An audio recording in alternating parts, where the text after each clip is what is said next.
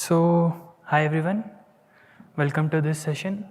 My name is Anuj and I work in the Global Open Ecosystem team in Samsung. And today I'm going to walk you through some of the recent advancements that we made in the data integrity infrastructure in the Linux kernel.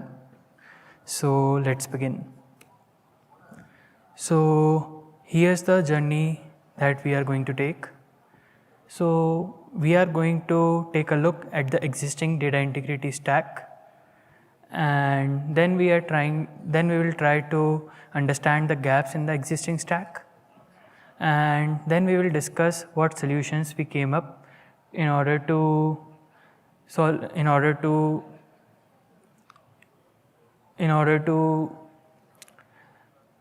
solidify those cracks. So we will be discussing flexible PI.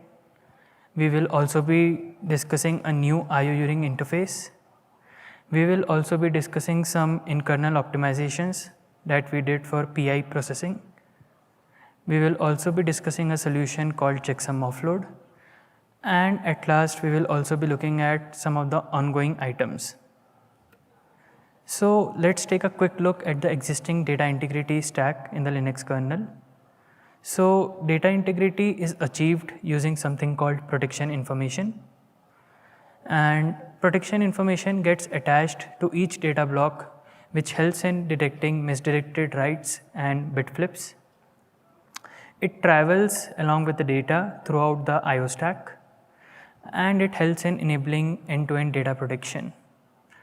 So we have two types of protection info formats. One is the diff and another one is the DIX. So diff refers to data integrity field, and here the protection information or PI is interleaved with the data. The diagram on the right gives a visual representation for the same. DIX refers to data integrity extensions, and here the PI gets stored in a separate buffer. So both the data buffer and the metadata buffer are stored separately. And DIX is the one that gets implemented in Linux. So Linux only implements DIX and it does not support diff. Now let's take a look at the protection information structure. So at a high level we have three tags. The guard tag, no points for guessing. It represents the checksum or the CRC corresponding to the data block. Then there is an application tag. Application tag is application defined value which the application puts in the tag, and then there is a reference tag which represents the logical block address of the data block, and it helps in catching the misdirected writes. So whenever I have a drive that supports protection information, I have the option to format the drive into one of these formats. So type 0 format is pretty basic and none of the tags get checked. In the type 1 and the type 2 PI, the guard tag and the reference tag gets checked by the controller, and for the type 3 PI, only the guard tag gets checked. So let's look at the current Linux block layer support for protection information, and the diagram at the right tries to give a sneak peek. So here the block layer is in charge of attaching and verifying the PI. So this is something that we call as the block integrity framework, and it is guarded by the config blk dev integrity. So if you want to enable the block layer integrity, you need to turn this config on. As we discussed in the earlier slide, it only supports DIX. And the problem is that the file systems are unaware of the protection information, and it gets mostly handled at the block layer level. And only in-kernel components have the ability to attach the protection information with the data. So now that we have some idea about the existing stack, now let's look at some of the gaps in the existing data integrity stack. So at the application level, there is no user space interface for PI. Applications don't have the ability to attach the PI, and vendors who want to have this ability are forced to build custom kernel modules in order to achieve that. Then file systems, they don't utilize device integrity features. They are unaware of the hardware PI capability, and they end up doing redundant checksumming. And at the block layer level, we have a problem of rigid PI placement, where we have limited support for PI, flexible PI, and all the device formats are not supported. And then in the block layer processing, we have some performance overheads as well, where we end up doing some extra copies in bounce buffers for the PI buffers. So let's start looking at some solutions one by one. So the first one is the flexible PI. Now what is the problem? So the problem is that devices may place protection information at the start or the end of the metadata buffer. The diagram on the right shows both these kind of placements. And Linux originally assumed fixed PI placement, that PI will always get placed at the start of the metadata buffer. And this in turn broke compatibility with valid device formats which contained PI at the end. So what's the solution? The solution is introducing a new PI offset field which gets set by the driver during the integrity profile registration. This field tells the block layer where exactly the PI starts within the metadata buffer, and all integrity operations like generate, verify, prepare, complete can use this PI offset field. And as a result, block layer can now handle devices with different metadata formats, and it enables wider support for real world NVMe device configurations. So although this change might look small, but it actually helps in enabling a lot of real world use cases. And this got merged in v6.9 kernel, so this support is upstream.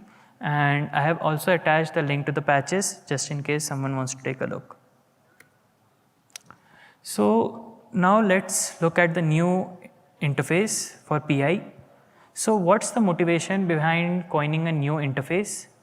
So as discussed earlier, block integrity support was restricted to kernel internal IO paths, and applications couldn't submit metadata alongside data.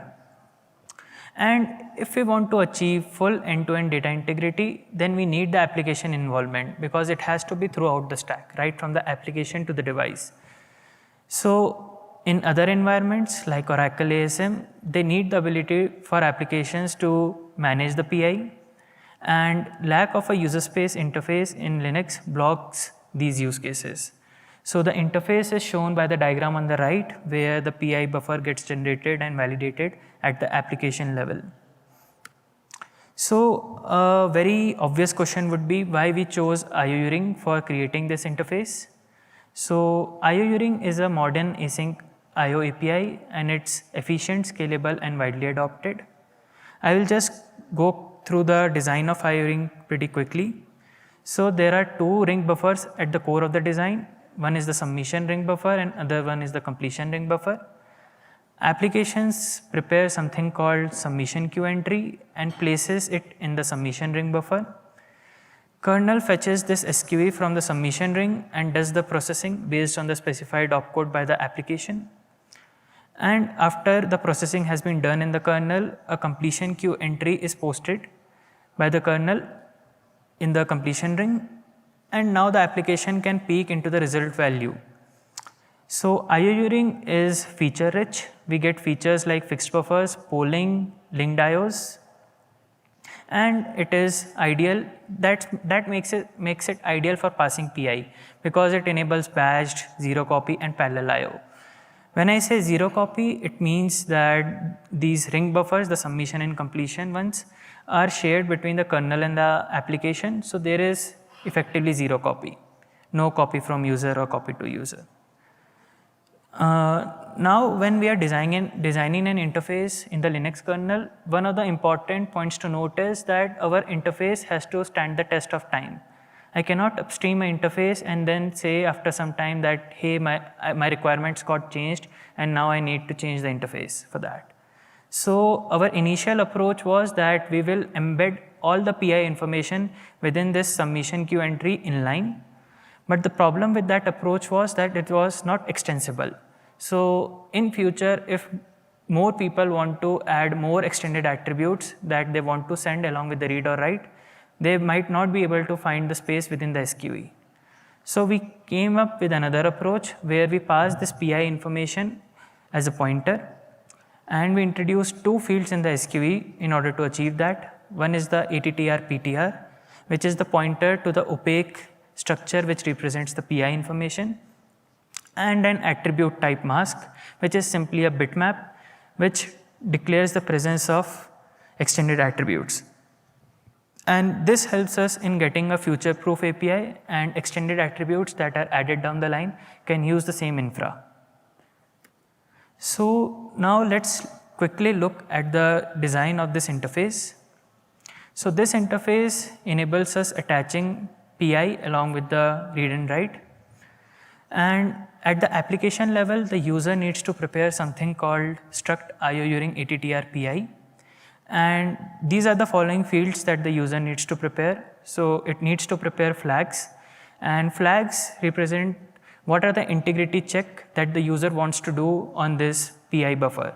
So we introduced 3 user space flag corresponding to the tags like IO integrity check guard to enforce the guard check, IO integrity check ref tag to enforce the ref tag check, and IO integrity check app tag to enforce the app tag check. Then we also pass the address and the length of this buffer in the structure, and we also pass something called seed value. So seed value becomes important for ref tag remapping in cases where the logical and physical addresses are different, like in case of MD and DM. And app tag simply represents the 2-byte application tag value. Now coming to the kernel side changes, once the user has prepared the structure and passed it as a pointer in the SQE, the kernel then processes this metadata information from the SQE and then prepares an in-kernel structure which is called the UIO meta. And this metadata gets passed down to the block layer, and the block layer passes it down to the block drivers like NVMe and SCSI. Now, what are the benefits of this interface? What it helps us to achieve? It enables us to achieve the true end-to-end data integrity because now application can participate in it. Application get in control of protection semantics.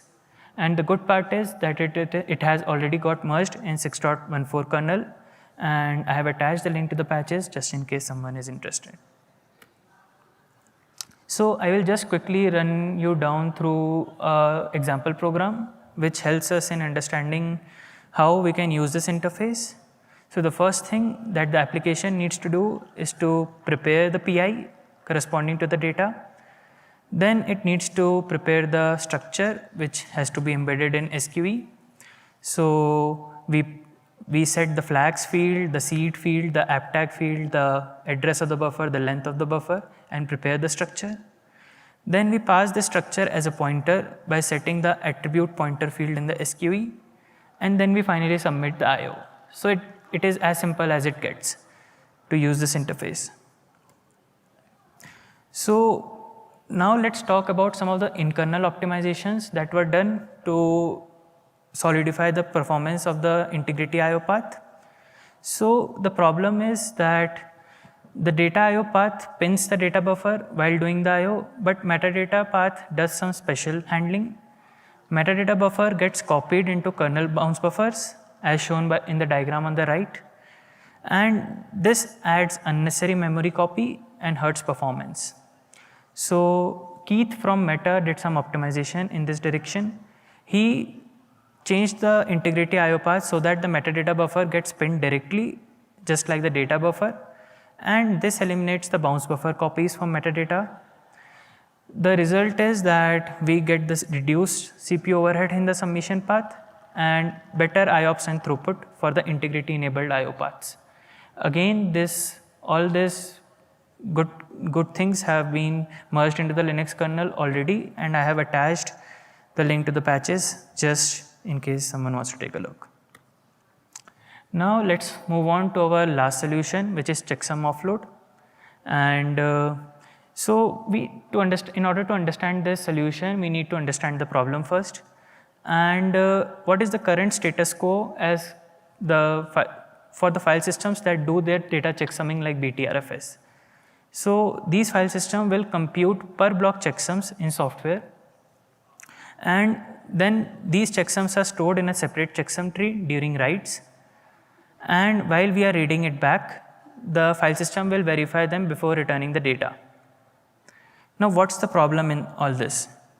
Now NVMe device which support protection information, they already support the checksum generation and verification via the PRAC bit. So if you see the diagram on the right, the host is only sending the data and the controller has the ability to generate the PI corresponding to the data and attach it and then send it to the media when the PRAC bit is set. Similarly, while reading, the controller verifies the data buffer and then strips the PI and sends the data buffer back to the host. So here both host and device are ending up doing the checksum work, and it is introducing redundancy.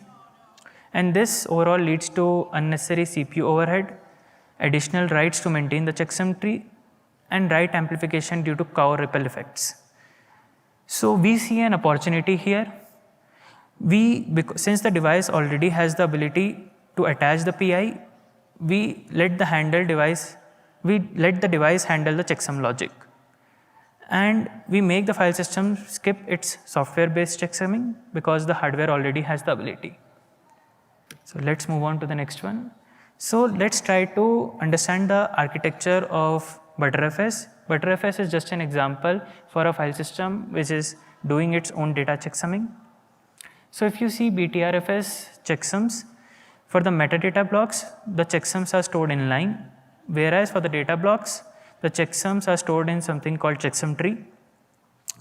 If we try to understand the write path of the BTRFS, it is shown, the flow is shown by the diagram on the right, but I will just walk you through it.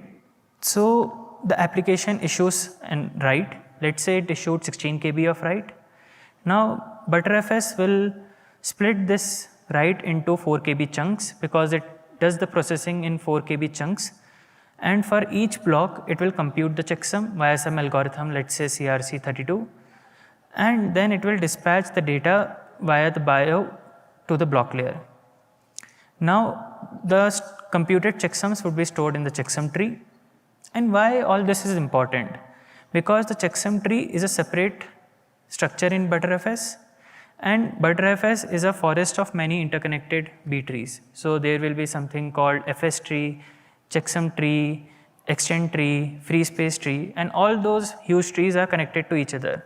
So even if I am updating the checksum tree only, but it will create a ripple effect due to the copy on write, and it will update all the other trees too. Just to show you the scale of write amplification, we ran mail server workload for 53 million operations, and we took two cases where the default case where the file system is doing the data checksumming, and no data sum where the file system is not doing the checksumming. So of course on the checksum tree we see 23 gigs of write on the checksum tree for the default case, and for the no data sum case we see no writes because the file system is not doing the data checksumming.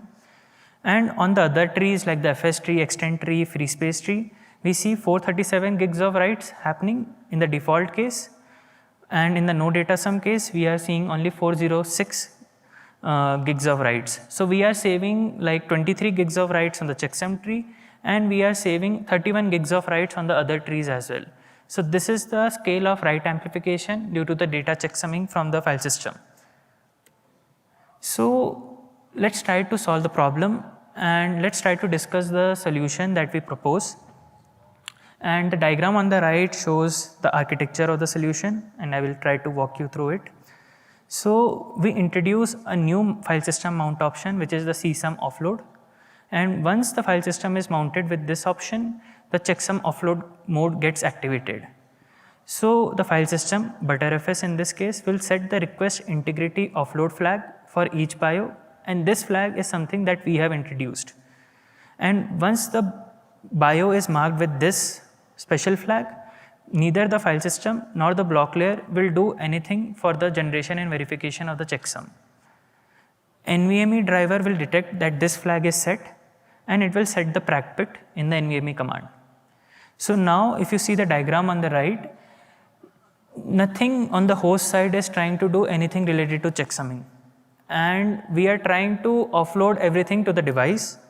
So in case of write, the device will compute the checksum and append it to the data as PI.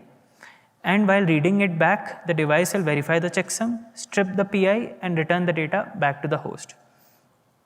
And this is selective offload. So only data checksumming gets offloaded and metadata checksum remains as is. So it ensures a reduced overhead while preserving critical FS integrity.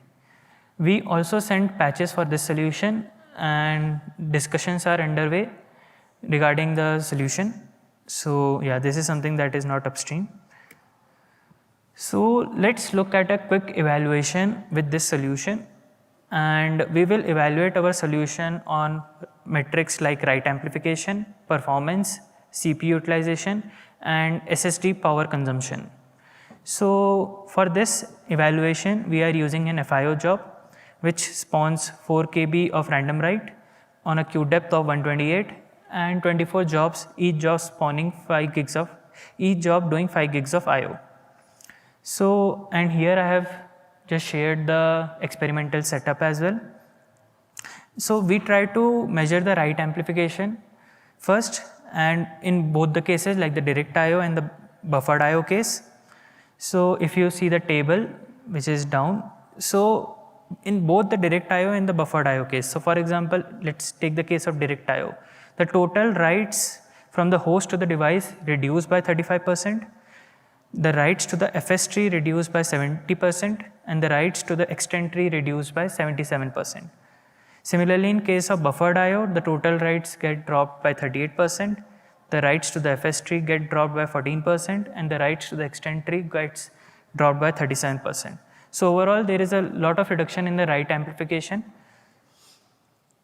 Now let's look at some of the performance and CPU utilization number. We use the same FIO job, and while measuring the performance, we see that across all IO types, whether it's a random write, random read, or sequential read write, we see that the checksum offload performs better than the base case. And similarly, in case of CPU utilization, if we see the idle CPU percentage, we see that the idle CPU percentage is better in case of checksum offload than the base case. In case of random write, we are able to save approximately 30% of the CPU. So that's a lot, and a lot of it is coming from the fact that the file system is not doing a lot of additional writes, and the file system is also not generating or validating the checksums. And our hypothesis was that if we are saving these numbers of write, then we would also be reducing the power consumed at the SSD level. So we just we used a tool to measure the SSD power consumption over time, and the graph below shows the comparison, and we see a 18% reduction in power consumption using checksum offload. And at the core of it, because we are saving a lot of writes, it is logical that we are also reducing device wear, and writes in general are detrimental to SSDs. So if we are saving writes, we are also improving the lifetime of the SSD. At last, I would also want to share some of the ongoing work items. So one of it is the PI ioctal. So the effort here is to introduce a generic ioctal to query the block integrity formats. Applications holding a file descriptor, they have no visibility into the required metadata layout. While sysfs entries exist for block device, but they are tedious to locate. And applications, they require a portable and programmatic way to query the PI requirements so that they can pass the right metadata buffer. This effort is ongoing and currently at V4, and I got a couple of reviewed by just now, so I guess it should also make its way into the kernel. Then another idea is to ramp up on the testing infrastructure. So the idea is to add the support for the new IO-URING metadata path in FIO, and it's an ongoing work, and we will be sending out the patches for it soon. We also want to add support for testing the PI enabled paths in the block test. And the whole aim of this activity is to ensure that the PI interface are well tested, discoverable, and usable by real applications. And one of the last item of work that is ongoing is XFS PI integration. So in the checksum offload solution, we discussed that we want to offload the checksum computation and verification to the device. But this solution wants to wants to empower the file systems to do the checksum computation and validation. So the PI generation and verification would be done from the file systems. And Christoph has sent some patches in the past, and our effort is to revive this effort and do something about it. So yeah, that is one more direction of work. At last, I think all the solutions that we discussed today, patches were sent out for them, and I want to thank a lot of community members for their guidance and contribution in shaping the design and implementation of these solutions. I would like to take a few names: Martin, Christoph, Keith, Jens, Pavel, and a lot of other people. They helped in making it possible. So I think that's it. But I would like to end the talk by saying that ensuring data integrity is important for enterprise solutions in order to provide reliable infrastructure. A lot of the work that we did helps in getting full stack protection, and we also want to do a lot of more work in this direction in future. Thank you. Thanks a lot.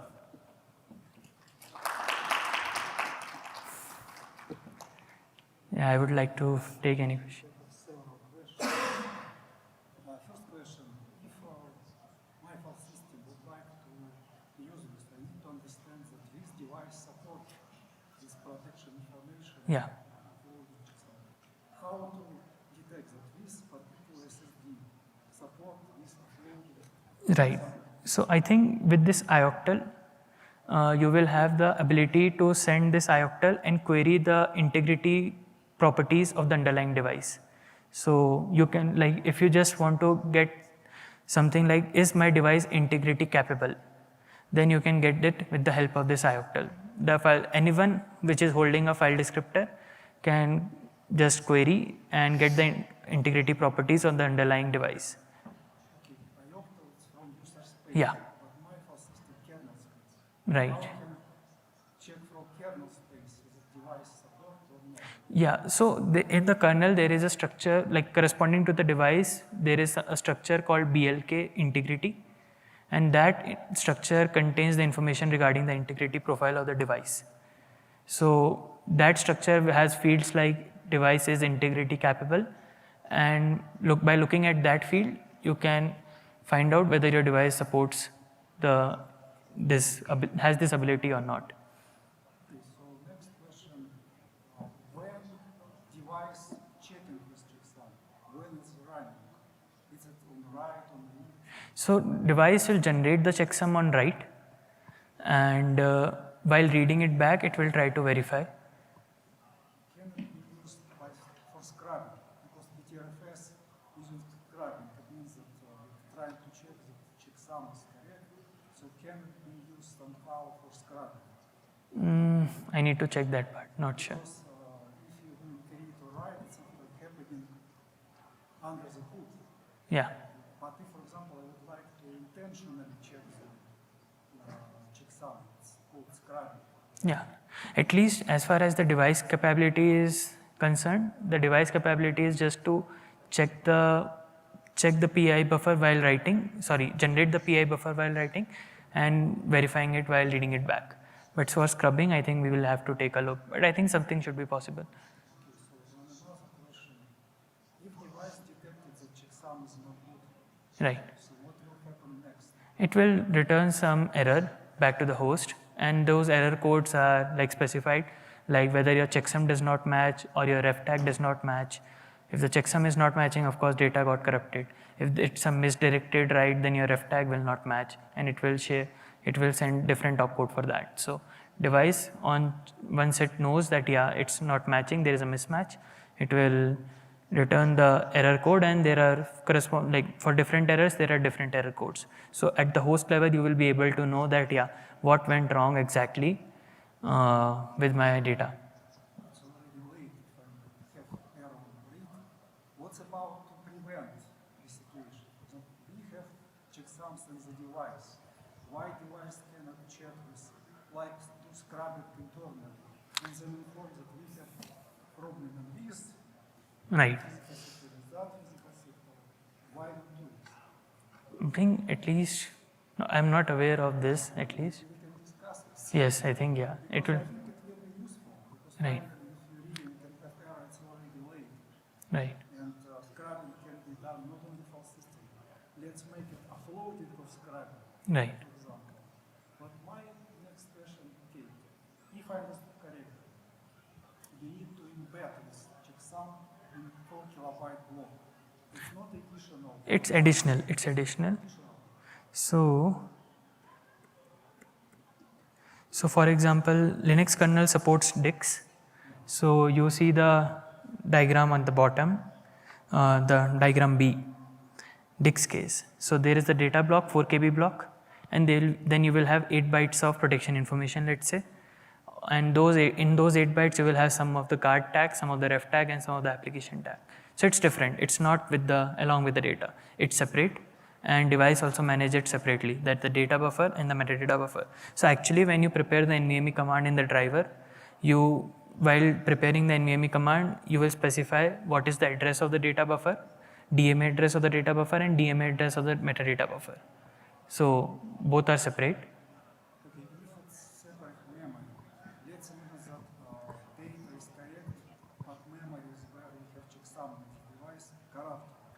So finally we will calculate not correct checksum. It was not about data, but it's about device. How we use this situation. But in case your device is only bad, then I think a lot of other It's things. about memory. I think it's non-flash. This checksum will be stored in the same non-flash. Right. And for example, this non-flash, where our checksum becomes bad much faster than reality data, for example. So what's in this case? So I think in that case, I think, yeah, I'm not sure. It's an interesting question, but finally, okay, let's imagine that it's okay, but it's post-classification. So that, for example, checksum will be corrupted. But you are referring to a case when the checksum is only corrupted, not the data. Yeah. But it will not match. So yeah, when the But data is okay. yeah, but in that case you have a faulty device, right? And you can only do so much about. It's a normal case for SSD because your REST block can be bad and see the data is block, forget about this block, take another one. So Right. what is the So, guarantee from the device? So if it's only happening at some erase block level, then it seems like only that part is corrupted, right? Because only at those checksums will not match with the data. But for other parts, it will be still happening fine, right? But checksum will be stored only also in non-flash. Checksum will be? Will be stored also in non-flash. Yeah. Checksum REST block, and finally this REST block will be also bad. Yeah. After some number of REST operations, so finally potentially we could put state of the data and something like bad state of checksum because this REST blocks are already. Right. So Yeah, I think this is a very complicated. it's a tricky question. Thank you. Yeah, thanks a lot. Yeah, I guess no more questions. Thanks a lot, everyone. Thank you for attending.